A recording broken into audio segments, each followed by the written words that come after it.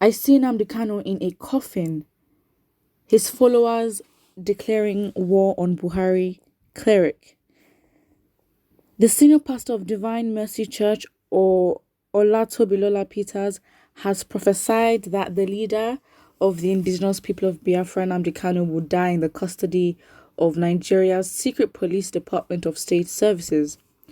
According to the pastor who said this on Tuesday, IPOB members then declared war on President Buhari and the entire Nigeria to avenge his death. The cleric, however, appealed to everyone to pray against this prophecy so that it may not come to pass, adding that Buhari and the DSS should treat Kanu's matter with care. He warned that Kanu's matter could trigger the mother of all violence in Nigeria. According to Daily Post, Peter said, I see his followers declaring war on the president and Nigerians as vengeance. Nigeria is at a junction. I will advise those in power to handle this case carefully because one misstep could trigger the mother of all violence in Nigeria.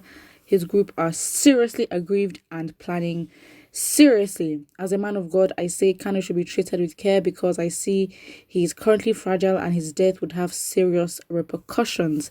This government should take my words seriously because I can see great danger ahead if things are not handled carefully. Prior to Kanu's arrest or rearrest, Peters had disclosed that the IPOB leader may not live till the end of 2021. The Kanu leader of pro-Biafra secessionist group IPOB was abducted in Kenya and repatriated to Nigeria over a week ago.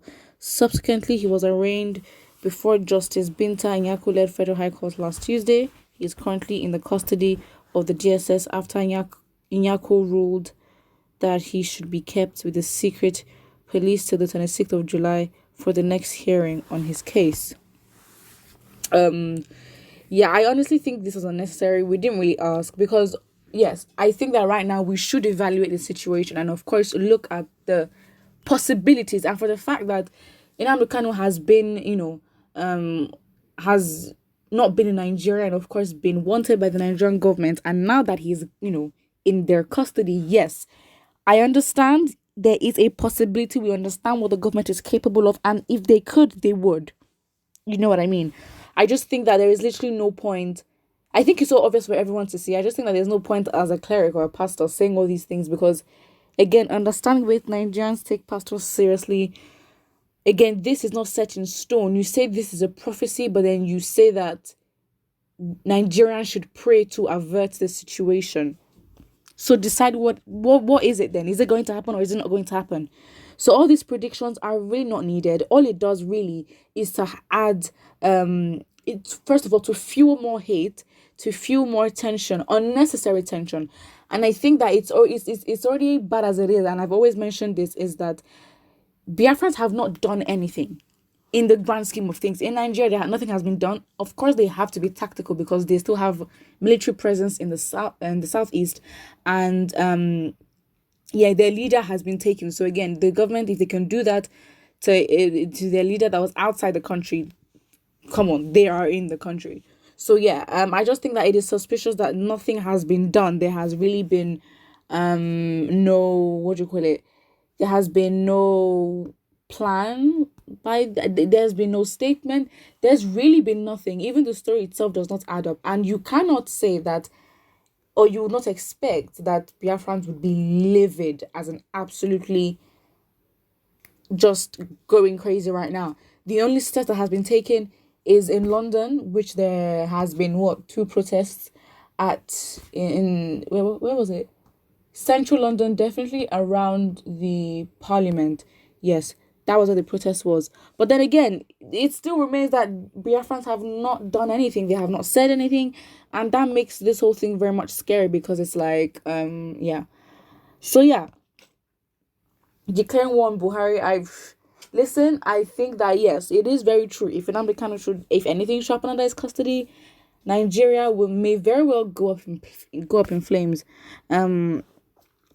And that is literally such a fact, in my personal opinion. So hopefully nothing happens to him, because really all the world is really going to do is watch.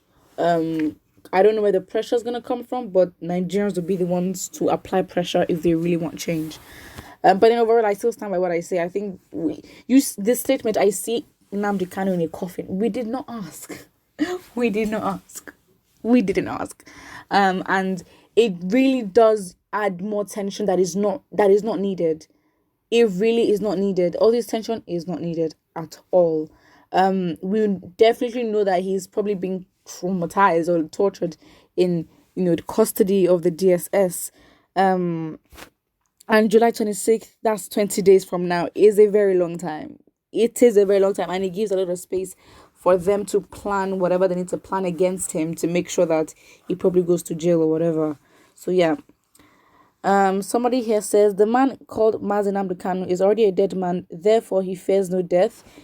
He opined that if given him Biafra cost his life, he is ever ready to offer his life as a sacrificial lamb.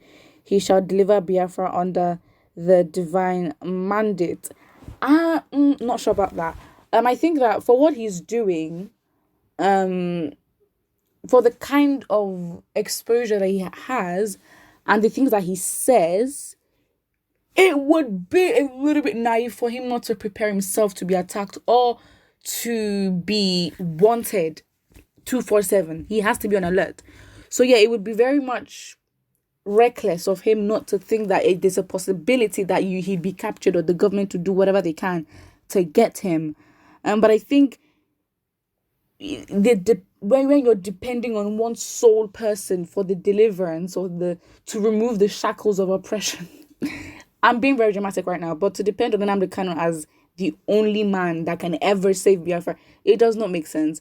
Listen, I think when it comes to leading the people, telling them the truth, and harnessing and just preparing Biafrans and young Biafran youth, he's done his job. What else do you want the man to do? Again, he cannot do this by himself. He needs the support of his people as well. And I'm not saying the people are not supporting him, but I'm just saying that I just don't sit well with the idea that it's just one. He's the only person.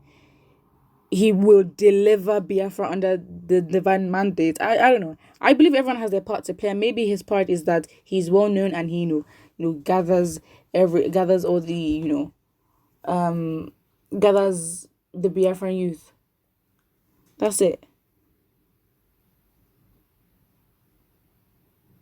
The cleric will not see poverty rates in the country, the insecurity, the killings, the backwardness of the country, mad people everywhere. All right. Someone says, back to sender to you, prophet of doomsday. Put what you think about it and don't forget to like and subscribe.